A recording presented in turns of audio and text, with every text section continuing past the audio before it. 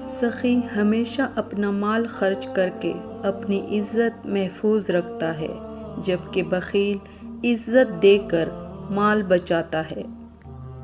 اللہ نے انسان کو دل دیا لیکن اس کا سکون اپنے پاس رکھا اور فرمایا، یاد رکھو دلوں کا سکون صرف اللہ کی یاد میں ہے۔ صرف انسانوں سے حوصلہ افزائی کی امید رکھو گے تو ضرور مایوس ہو جاؤ گے، اور جو لوگ محبت اپنے اللہ سے اجر پانے کے لیے کرتے ہیں وہ کبھی مایوسی کا سامنا نہیں کرتے۔ مجھے قدرت کے ایک عمل سے بہت پیار ہے، مکافات عمل، سکون سا آ جاتا ہے یہ لفظ سن کر کہ جو جیسا کرے گا ویسا بھرے گا۔ اللہ فرماتا ہے، کوئی تم پر ظلم کرے تو میرے انتقام پر راضی ہو جاؤ، کیونکہ میرا انتقام تمہارے انتقام سے بہتر ہے۔ اللہ کے بڑے احسانوں میں سے ایک یہ بھی ہے کہ اس نے تمہیں مکمل بنایا ہے، تو پھر کیوں نہیں کہتے الحمدللہ۔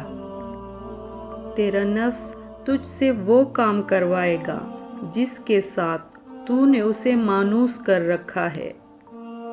دنیا میں دو طرح کے کام کرنے والے لوگ ہیں، ایک وہ جو دنیا کو حاصل کرنے میں کوشاں ہیں، ایک وہ جو دنیا میں رہ کر آخرت کے لیے کام کرتے ہیں۔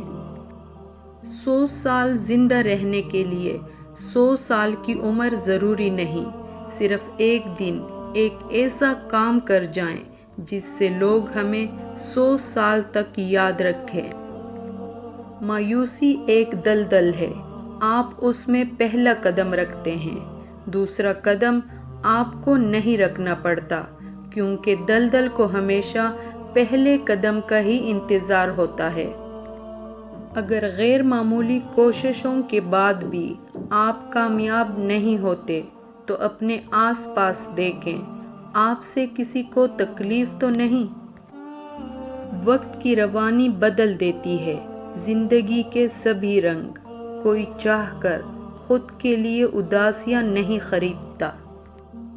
زندگی بہت خوبصورت ہے، سچ تو یہ ہے کہ انسان ہی انسان کی دوا ہے، اگر کوئی دکھ دیتا ہے تو کوئی سکون بن جاتا ہے، کوئی نفرت کرتا ہے تو کوئی محبت دے کر حساب برابر کر دیتا ہے، کوئی رلاتا ہے تو کوئی مسکرانے کی وجہ بن جاتا ہے، کوئی ٹھوکر لگا کر گرا دیتا ہے تو کوئی انتہائی محبت سے سہارا بن جاتا ہے۔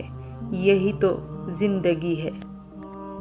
ہم اکثر اپنے چاہنے والوں کی لمبی قطار کو چھوڑے اس ایک شخص کے پاس ذلیل ہونے کو پہنچ جاتے ہیں جسے ہماری پرواہ تک نہیں ہوتی۔